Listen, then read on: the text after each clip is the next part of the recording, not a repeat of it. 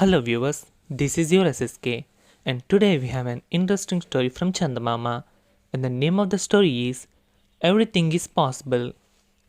In old days, on the mountain top there nested a wee little hamlet. In it stood a wee little house and in it lived a merry little couple. They were sweetie known as the master and Madam Ching Tong. They were poor, hard-working farmers and owned a small stretch of land.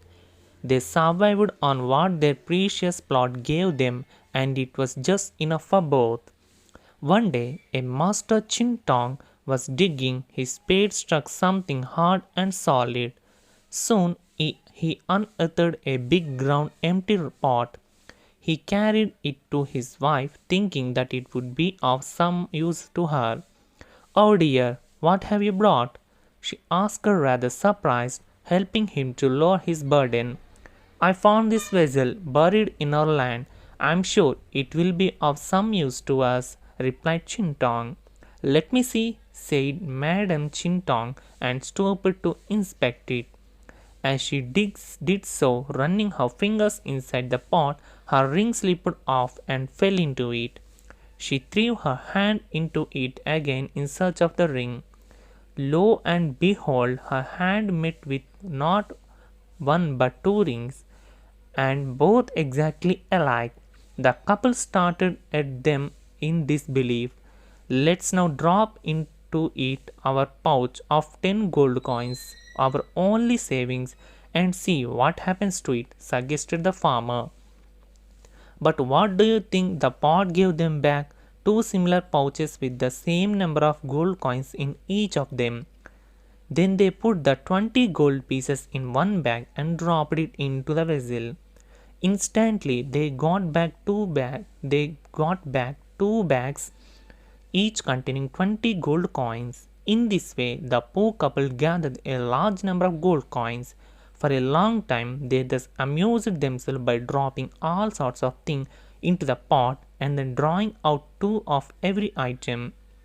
At sundown the following day, when Master Chin Tong returned from the work, a strange sight met his eyes. He found that Madam singing with her head right inside the pot, which was echoing and re-echoing back her voice, loud and clear. "It's amazing! This magical vessel also duplicates human speech," he exclaimed, throwing up his hands. "Yes, dear husband, isn't it fantastic?" replied his wife, drawing her head out and looking back with great excitement. In the process, she lost her balance and tumbled right into the great vessel. Nervous little Chin Tong at once made a dash to his wife's rescue. With much difficulty, he did pull her out. But alas, the moment he had done so, he found another pair of legs sticking out of the pot. He managed to pull them too and set their owner safely down. Lo and behold, who did he see stand before him? None other than Madam Ching Tong, his wife.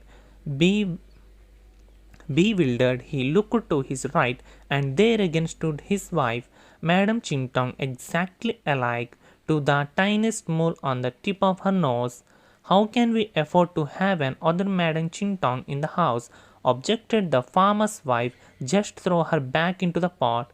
"What? You suggest that I pull out two more wives? Then what will I do with three of them?" sighed Master Ching Tong, stepping back and accidentally tripping over and falling straight into the pot. So both the twin-like ladies immediately set about in rescuing Master Ching Tong. No sooner had they managed to do so, another Master Ching Tong leaped out of the magical pot. Now they all faced an unusual dilemma. How can so many Ching Tongs live under only one tiny roof? Then Madam Ching Tong said in a pondering manner, "Pot had given us such an enough in advance to meet such a situation. Indeed, it is a joy to realize that there really exists a new Master Ching Tong of you and a new Madam Ching Tong of me." Master Ching Tong gave a serious thought to his wife's sudden revelation. Then he happily proposed the following situation.